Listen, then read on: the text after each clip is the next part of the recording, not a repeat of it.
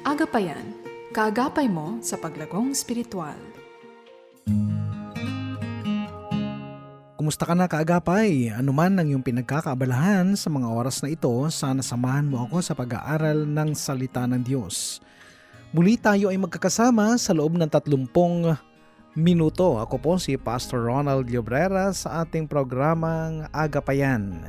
Dito lamang yan sa 702 DZAS FEBC Radyo TV, Agapay ng Sambayanan. At tayo po ay kasapi sa KBP, Kapisanan ng mga Broadcaster ng Pilipinas. Ito ang iyong kaagapay, Pastor Ronald Llobrera, at ikaw ay nakikinig sa ating programang Agapayan. Ang ating tatalakayin sa gabing ito ay tungkol sa ating pagkakilala sa Panginoon. Ito'y bibigyan natin ng pamagat na Jesus Now. Kaagapay, ito ay tungkol sa muling pagkabuhay ni Jesus. Minsan may nagtanong sa akin, Pastor, bakit ka mananampalataya? At ang aking naisagot ay ganito, ako ay mananampalataya sapagkat naniniwala akong si Jesus ay buhay. Naniniwala akong si Jesus ay namatay at muling nabuhay pagkatapos ng 3 araw at hindi na siya muling namatay kahit kailan. At yan ang punto ng aking pananampalataya. Jesus rose from the dead. Kaya ang sabi ni Apostol Pablo, kung si Jesus ay hindi nabuhay mula sa mga patay, ang ating pananampalataya ay walang kabuluhan. Parang ganito kaagapay. Gawin mo na lang kung anong gusto mong gawin, magpakabuti ka kung gusto mong magpakabuti at ikaw ay pagpapalain. Kung si Jesus ay hindi nabuhay na muli, but because He rose from the dead, that's the power, that's the testimony why there's church even right now. Ngayon kaagapay, ang napakagandang kwento ay nasa banal na kasulatan at alam na ito ng marami. Ito'y tungkol kay Lazaro. Jesus did not only resurrect from the dead, He caused somebody to resurrect. Alam nyo, sa totoo lang, kung babasahin mo ang kwentong ito ay kamanghamanghang kwento tungkol sa Panginoong Hesus, raising somebody from the dead.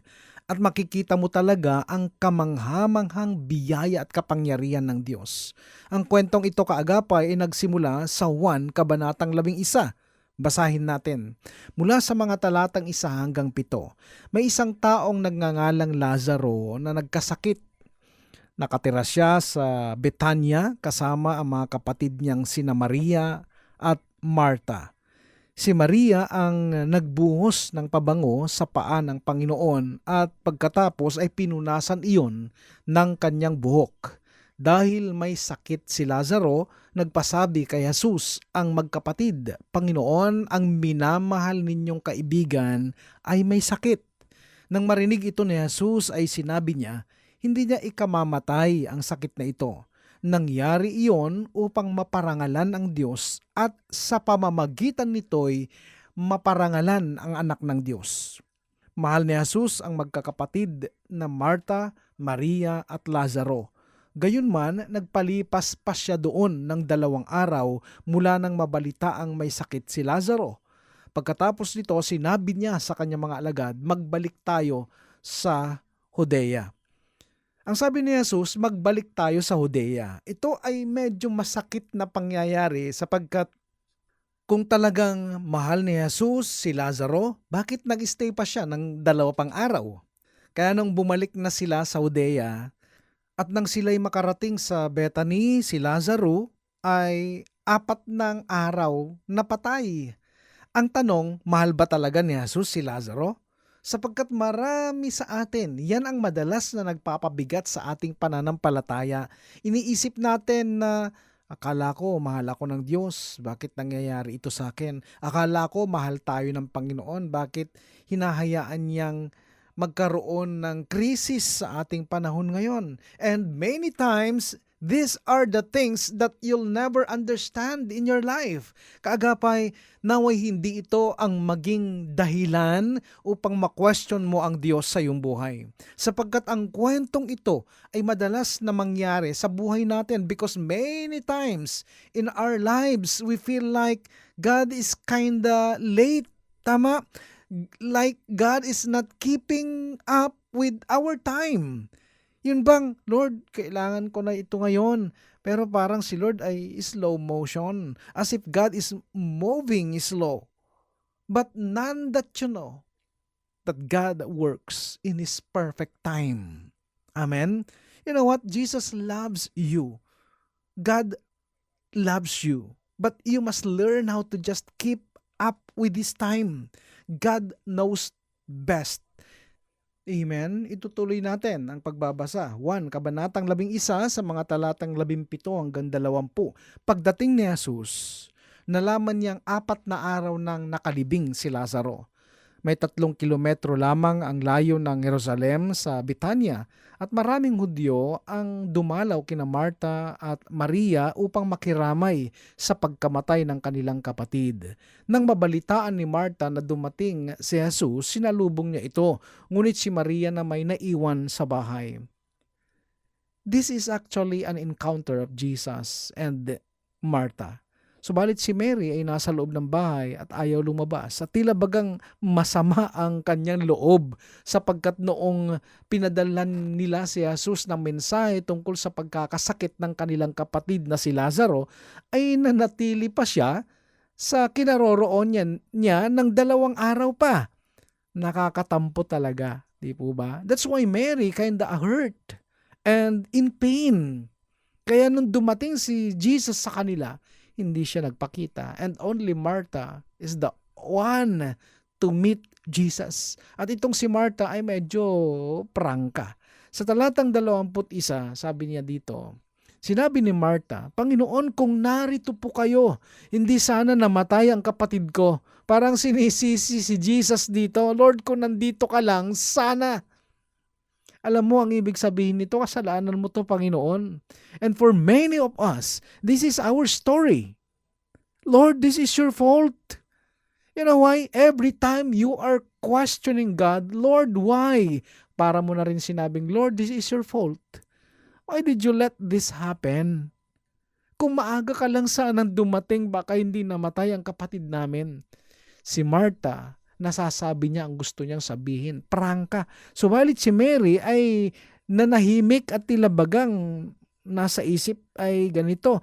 Baka kung ano pa ang masabi ko kay Jesus because they are actually blaming Jesus for what happened. Sa mga talatang 23 hanggang 27, ito naman ang malumanay na sagot ni Jesus. Muling mabubuhay ang inyong kapatid, sabi ni Jesus. Sumagot si Martha, alam ko pong siya'y mabubuhay muli sa huling araw. Sinabi sa kanya ni Jesus, ako ang muling pagkabuhay at ang buhay. Ang sino mang sumasampalataya sa akin, kahit mamatay, ay muling mabubuhay. At sino mang nabubuhay at sumasampalataya sa akin, ay hindi mamamatay kailanman. Naniniwala ka ba sa sinabi ko?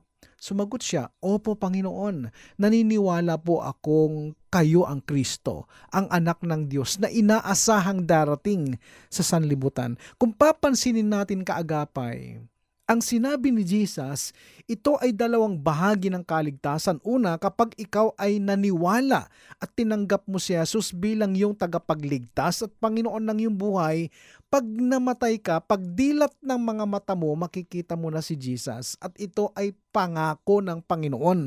Pangalawa, habang ikaw ay buhay pa at nananampalataya ka kay Jesus, hindi mo na mararanasang mapahamak.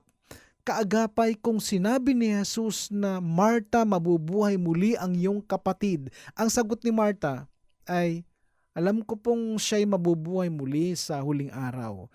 Alam niyo po, ito ang madalas na kaisipan ng maraming mananampalataya. Maraming naniniwalang si Jesus ay makapangyarihan, si Jesus ay ang tagapagligtas, si Jesus ang magkakaloob ng lahat ng bagay, subalit hindi mapanampalatayanan na maaari niyang gawin lahat ng iyon ngayon. Ang laging nasa isip natin ay sa mga darating pang panahon.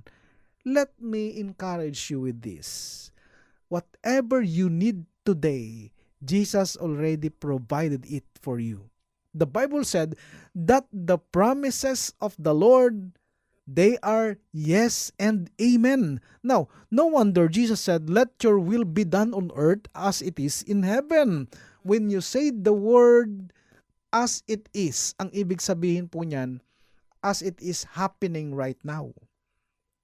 Do you believe that right now in heaven there is prosperity? Then let it be done in your life.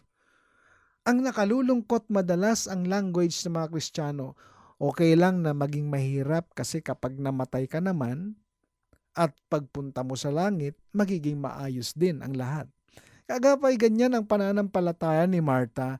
And what Jesus was talking about is, no, I'm gonna raise Lazarus today. Hindi na nakapagtataka, maraming Kristiyano, hindi maranasan ng maximum power of God sa kanyang buhay, ay dahil na rin ito sa panghinaharap na uri ng pananampalataya. Futuristic faith. Everything is in the future. Don't you know that the Old Testament Hebrew text, it doesn't have any future words? When the Bible said, I am the God that healed you, past tense. It is always in the past tense. And you know what? Future faith is not our faith because our faith is now. Jesus said, your brother will rise again now. Subalit hindi ito nakuha ni Martha. Kilala niya si Jesus, subalit hindi niya alam kung ano ang kayang gawin ni Jesus. You know what? You can have all the knowledge about Jesus and still miss who Jesus is. Pakinggan mo to kaagapay. Si Jesus ay tagapagligtas? Oo. Si Jesus ay hari ng mga hari? Oo. Si Jesus ay Panginoon ng mga Panginoon? Oo. Subalit siya rin ay ang iyong provider at ang nais niya, gagawin niya yan ngayon. Amen? At kung ikaw ay may karamdaman, nais niyang pagalingin ka ngayon. Ang layo ng sagot ni Martha kay Jesus dito. Sa mga talatang 25 hanggang 27, sinabi sa kanya ni Jesus, ako ang muling pagkabuhay at ang buhay. Ang sino mang sumasampalataya sa akin kahit mamatay ay muling mabubuhay. At sino mang nabubuhay at sumasampalataya sa akin ay hindi na mamamatay kailanman. Naniniwala ka ba sa sinabi ko? Sumagot siya, opo Panginoon, naniniwala po akong kayo ang Kristo, ang anak ng Diyos na inaasahang darating sa sanlibutan. Future na naman ang sagot niya. Sa tagpong ito, nagpapakilala na si Jesus, I am the resurrection and the life now. And if you need resurrection right now, here I am. Jesus is saying, no wonder, when Moses saw the burning bush, sabi niya, Lord, pupunta ako sa mga Egyptians. Then I'm gonna say that somebody sent me. Lord, what's your name? Maging si Moises at itong mga Israelita ay alam nilang mayroong Diyos, subalit hindi nila alam ang pangalan ng Diyos. At ang sabi ng Panginoon, okay, ito ang sabihin mo kung sino ako. Moses, sabihin mo, ako ay si ako nga. My name is I am. Biruin mo, haharap si Moises sa mga Egyptians at magtatanong, sino nagpadala sa iyo? Then Moses will answer, I am sent me. Ha? What? I am? You know what it means? I am means whatever you need today, God is. Amen. And it's carried on through the New covenant. And Jesus said, I am the God of Moses. I am the resurrection. I am the life. I am the way.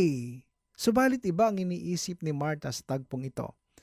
And then, here is Mary, the one who is in pain. Next verse, sa verse 32, ang sabi, when Mary, pareho ang sinabi niya sa sinabi ni Martha. At naniniwala ako na yan ang usap-usapan sa kanilang lugar. Kung dumating lang sana ng maaga si Jesus, hindi sana nangyari yan.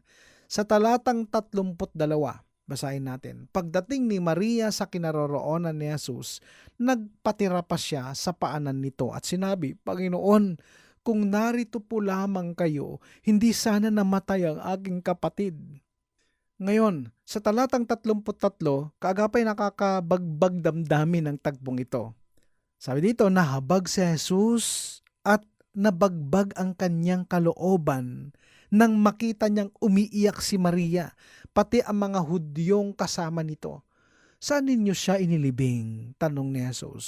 Sumagot sila, Panginoon, hali kayo at tingnan ninyo. Humagulgol si Mary at halos lahat ay tumatangis. At sa talatang 34, saan ninyo siya inilibing? Tanong ni Jesus. At ito na ang sumunod na tagpo. Sa talatang 35, ang sabi doon, tumangis si Jesus. Ang pagkakaturo sa atin nito dati ay ganito. Umiyak si Jesus kasi nakikidalamhati siya sa mga nagmamahal kay Lazaro. O kaya umiyak si Jesus dahil sobrang pagmamahal niya kay Lazaro. Kagapay kung alam ni Jesus na masasaktan pala siya sa pagkawala ni Lazarus, bakit nagpa-delay pa siya ng pagpunta? At bakit naman siya iiyak kung alam naman niyang mabubuhay na muli agad si Lazarus? Ang tanong, why did he wept? Okay, here's the deal. Jesus was not troubled with the weeping. Jesus was troubled because Mary and Martha simply didn't believe. Alam niyo, minsan may nagtanong sa akin, Pastor, ano ang pwede nating magawa na pwedeng makapagpalungkot sa Diyos ngayon? Listen, this is a good news. Ang makapagpapaiyak o makapagpapalungkot ngayon sa Panginoon, it's not your sins. It's your unbelief. Biruin mo ang tindi ng sitwasyon sa mga oras na ito dito. Si Jesus na mismo ang nagsasabi sa kanila, your brother will rise again. I am the resurrection and the life. Pero yung magkapatid, walang kapani-paniwala.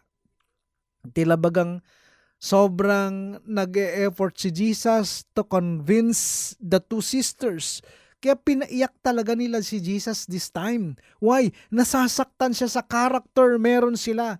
Unbelief attitude. Alam mo kaagapay, meron talagang taong napakahirap i-convince.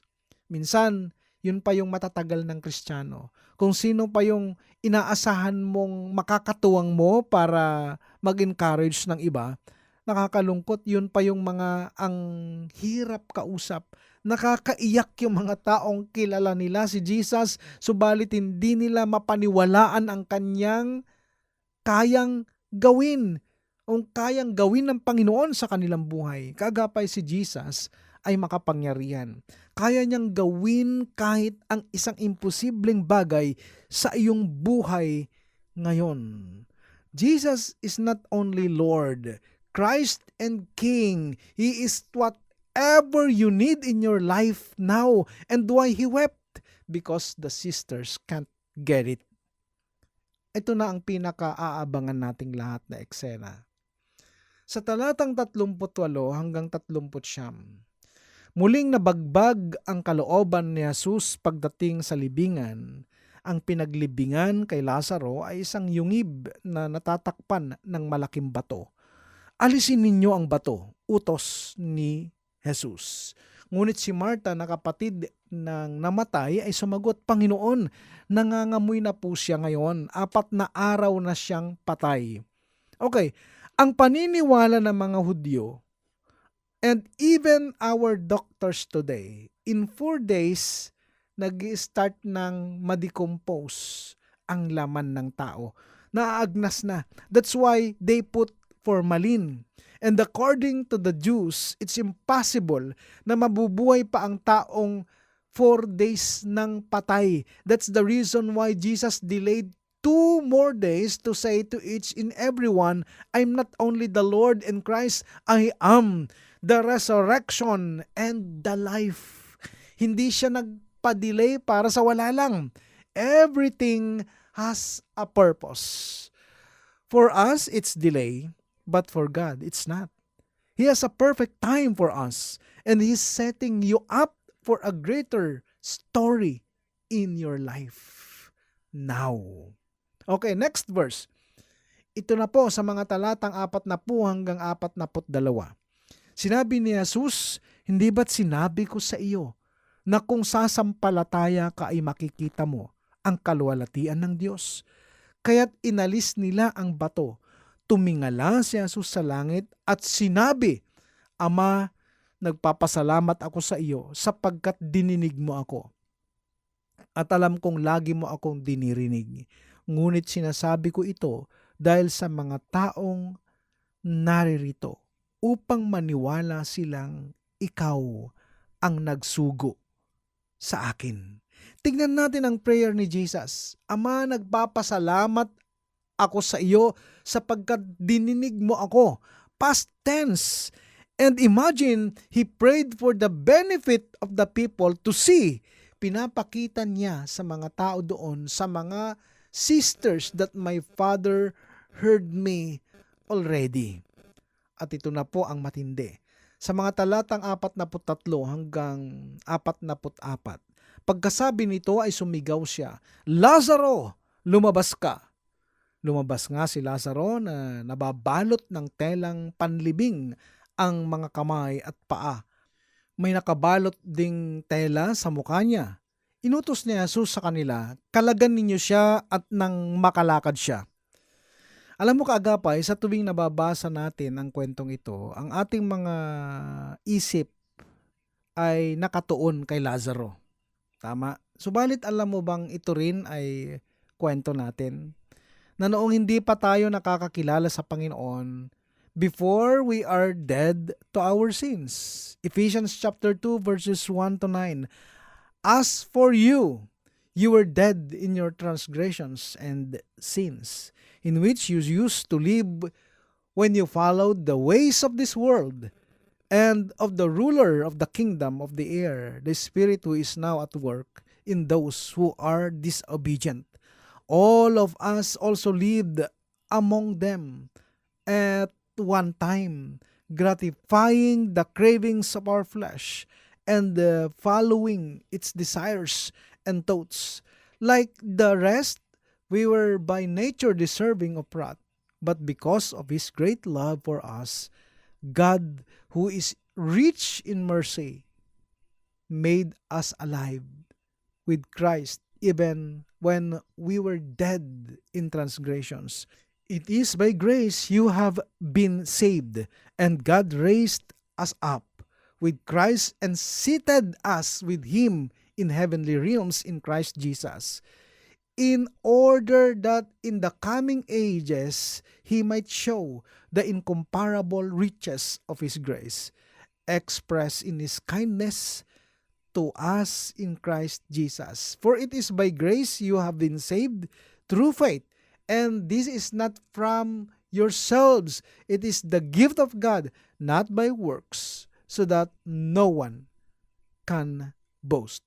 So listen, this is our story. All of us were dead before, but when we came to know Jesus Christ, parang sinabi ni Lord, Lazarus, come out.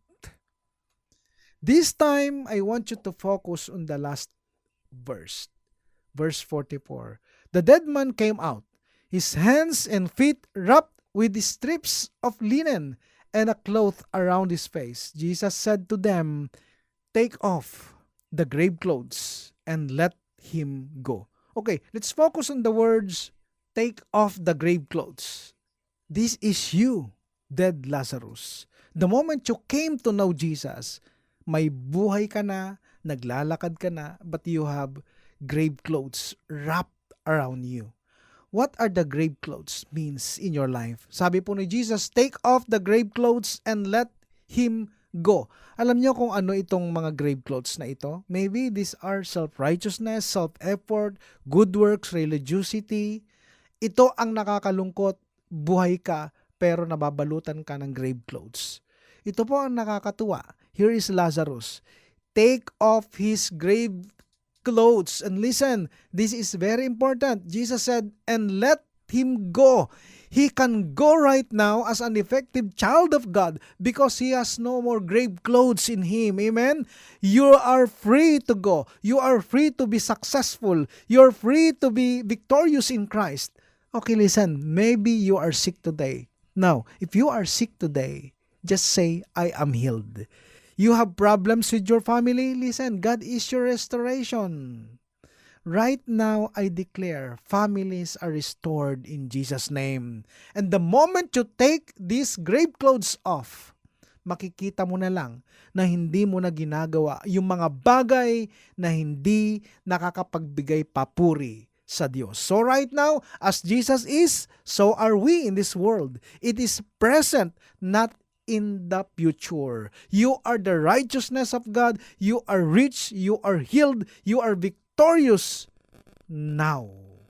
At dyan nagtatapos kaagapay ang ating tinatalakay na paksa na pinamagatan nating Jesus Now. Magsama-sama muli tayo sa susunod na Sabado sa kapareho-reng oras, 7:30 to 8 ng gabi. Kaagapay, kung mayroon kang katanungan or any concern with regards to our topic today, maaari ka magpadala ng iyong mensahe sa 702 DZAS FEBC Facebook page or mag-text ka sa cellphone number 0999-223-5668. Ako po ay pansamantala nagpapaalam, Pastor Ronald Diobrera po sa programang Agapayan. Pagpalain ka ng Panginoong Hesus. Agapayan, kaagapay mo sa paglagong spiritual.